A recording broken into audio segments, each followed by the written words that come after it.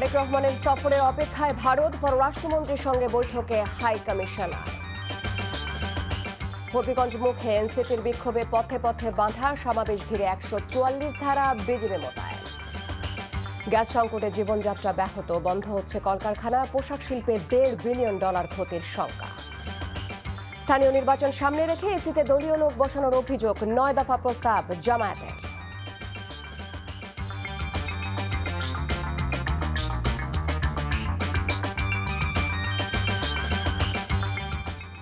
আসসালামু আলাইকুম, তাসলিমা নাহিদ আমন্ত্রণ জানাচ্ছি এনটিভির সন্ধ্যার খবরে।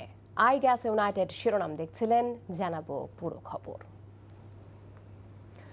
দায়িত্ব গ্রহণের পর প্রথমবারের মতো ঢাকায় নিযুক্ত ভারতের হাইকমিশনার দীনেশ ত্রিবেদী পররাষ্ট্রমন্ত্রী ডক্টর খলিলুর রহমান ও পররাষ্ট্র প্রতিমন্ত্রী শামা ওবায়দ ইসলামের সঙ্গে সৌজন্য সাক্ষাৎ করেছেন।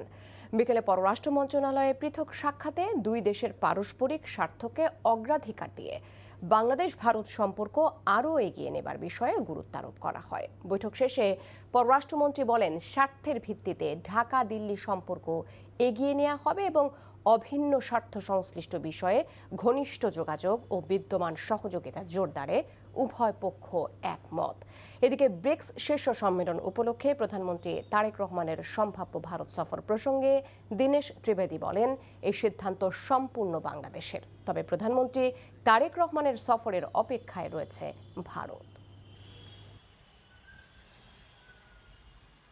কোন দেশের সঙ্গে আমাদের সম্পর্ক অন্য দেশের প্রেক্ষিতে জিরো সাম গেম নয়। একজনের সম্পর্ক ক্ষতি করে আরেকজনের সম্পর্ক বৃদ্ধি করছে, আমরা কখনোই সেটা করব না। সব দেশের সঙ্গে আমাদের স্বার্থ অক্ষুণ্ণ রেখে, আমাদের স্বার্থকে এগিয়ে নিয়ে আমরা সম্পর্ক বৃদ্ধির চেষ্টা করেছি। এটা কারোর সঙ্গে সম্পর্ক উন্নয়ন মানে এই নয় যে আরেকজনের সঙ্গে সম্পর্ক অবনতি হচ্ছে। Of course, from our side, I can tell you for sure that we are anxiously waiting for the Honorable Prime Minister of Bangladesh for a visit to India, and I'm sure in the near future it will happen. We are very hopeful, and we are all looking forward to that. BNP এনসিপির পাল্টাপাল্টি কর্মসূচি ঘিরে 144 ধারা জারি থাকা সত্ত্বেও পূর্ব ঘোষিত প্রতিবাদ কর্মসূচিতে অংশ নিতে বিভিন্ন স্থানে পুলিশি বাধা উপেক্ষা করে হবিগঞ্জে রওনা হয়েছে জাতীয় নাগরিক পার্টির কেন্দ্রীয় নেতাদের গাড়িবহর। সঙ্গে আছে দলের বিভিন্ন পর্যায়ের নেতাকর্মীরা। মৌলভীবাজারের SM উমেদ আলী ও হবিগঞ্জ প্রতিনিধি সেলিম মিয়ার পাঠানো তথ্য ছবিতে ওয়ালিউল্লাহ ওলের ডেস্ক রিপোর্ট। ছাত্রদলের হামলার প্রতিবাদে ঘোষিত বিক্ষোভ কর্মসূচি বাস্তবায়নে প্রশাসনের নিষেধাজ্ঞা উপেক্ষা করেই মৌলভীবাজার থেকে হবিগঞ্জে যাওয়ার সিদ্ধান্ত নিয়েছেন এনসিপির কেন্দ্রীয় নেতারা। অন্য কোনো ভাইয়ের যেন এরকম চোখ কান নাক হোক না কেন। শ্রীমঙ্গল উপজেলার সাতগাঁও এলাকায় চাকন্যা ভাস্কর্যের সামনে ঢাকা সিলেট আঞ্চলিক মহাসড়কে তাদের গাড়িবহর আটকে দেয় পুলিশ। একটা গাড়ি নিয়ে 5 জন যাব, আপনি 5 জনকে অ্যালাউ করবেন না? আপনি আজকে এই মুহূর্তে কেন? এই মুহূর্তে কি ছাত্রদল আপনাদেরকে ইয়া করবে?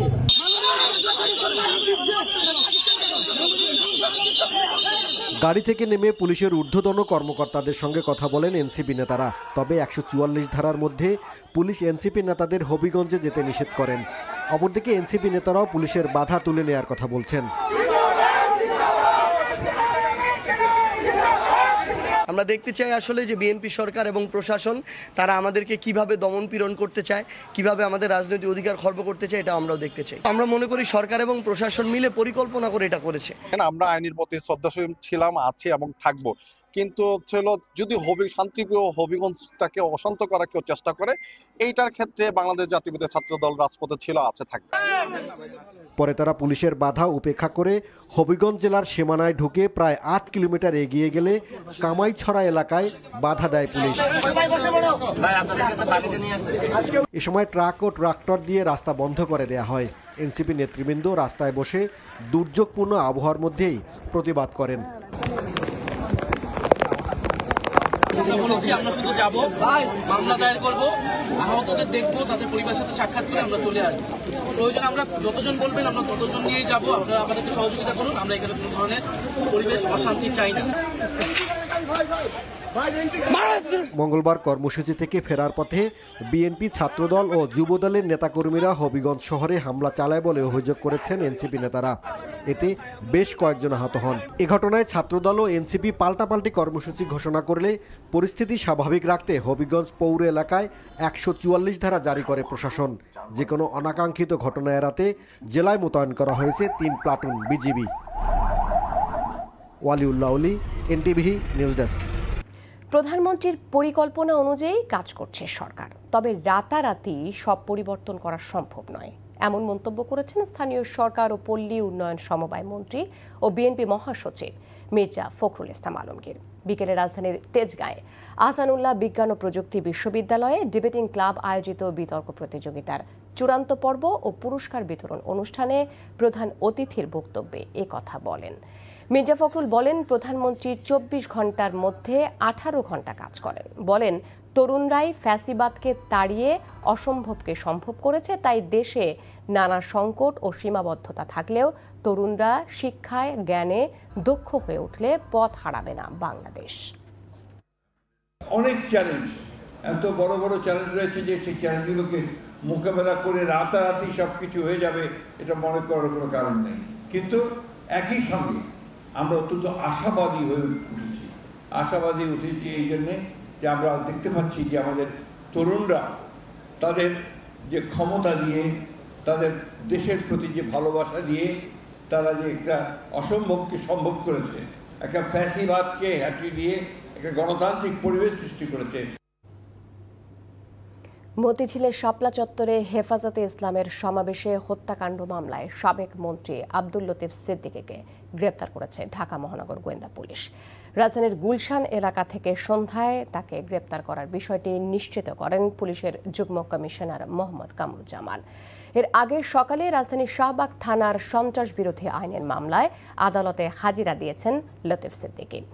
গত সোমবার আন্তর্জাতিক অপরাধ ট্রাইব্যুনাল হেফাজতে ইসলামের সমাবেশে 61 জনকে হত্যার ঘটনায় ক্ষমতাচ্যুত প্রধানমন্ত্রী শেখ হাসিনা সহ 41 জনের বিরুদ্ধে অভিযোগ আমলে নেয়। লতিফ সিদ্দিকী সহ পলাতক 31 আসামির বিরুদ্ধে গ্রেপ্তারি পরোয়ানা জারি করে ট্রাইব্যুনাল। স্বাস্থ্য খাতে অপ্রয়োজনীয় কেনাকাটা ও সরকারি অর্থ অপচয় করে জনগণকে সেবা বঞ্চিত করা হয়েছে বলে মন্তব্য করেছেন স্বাস্থ্যমন্ত্রী সরদার সাখাওয়াত হোসেন। তিনি অভিযোগ করেন, বিগত সরকার প্রয়োজনীয় জনবল ছাড়াই জনগণের অর্থ অপচয় করেছে। রাজধানীর সেগুনবাগিচে আন্তর্জাতিক মাতৃভাষা ইনস্টিটিউটে আয়োজিত প্রশিক্ষণ কর্মশালায় এসব কথা বলেন তিনি। জানান, পছন্দের ঠিকাদারদের কাজ দিতে অনেক কর্মকর্তা অপ্রয়োজনীয় শর্ত দেন, যা নিয়ন্ত্রণ করা জরুরি। সবার জন্য কম খরচে স্বাস্থ্যসেবা নিশ্চিত করার আশ্বাস দিয়ে মন্ত্রী জানান, শিগগিরই প্রতিটি মেডিকেল কলেজ হাসপাতালে কম খরচে কিডনি ডায়ালাইসিস সেবা চালু করা হবে। 11 কোটি টাকার মেশিন আওয়ামী লীগ আমলে 18 কোটি টাকা দিয়ে 2টা রেডিও থেরাপির মেশিন কেনা হয়েছে। একটা পড়ে আছে ফরিদপুরে, একটা পড়ে আছে খুলনায়। যে 2টা হাসপাতালের জন্য আনছিল, দে হ্যাভ নো ব্যাংকার। ওই মেশিন লাগাইতে রেডিও ব্যাংকার লাগে। ব্যাংকার নেই, কিনেছে কেন? To earn A margin of টাকা 6 crores পার মেশিন।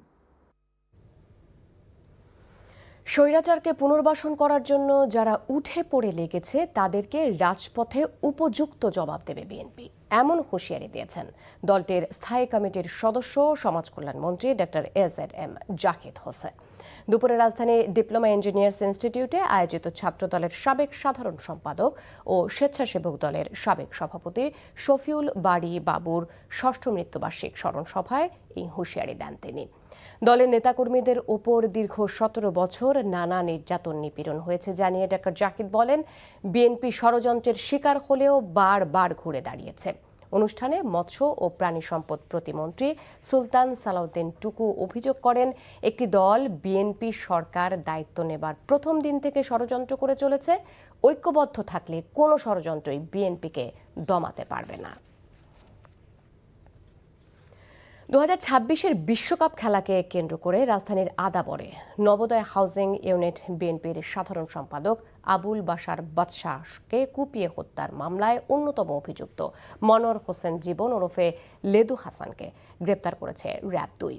দুপুরে র্যাব মিডিয়া সেন্টারের সংবাদ সম্মেলনে জানানো হয়, মোহাম্মদপুর থানাধীন মোহাম্মদিয়া হাউজিং সোসাইটি এলাকায় বিশেষ অভিযান চালিয়ে তাকে গ্রেপ্তার করা হয়। জানানো হয়, লেদু হাসানের বিরুদ্ধে হত্যা, অস্ত্র, মাদক সহ বিভিন্ন অপরাধে রাজধানীর বিভিন্ন থানায় 32টি মামলা রয়েছে। তিনি মোহাম্মদপুরের নবোদয় হাউজিং ইউনিট বিএনপির সাধারণ সম্পাদক আবুল বাশার বাদশাহ হত্যা মামলার অন্যতম প্রধান অভিযুক্ত।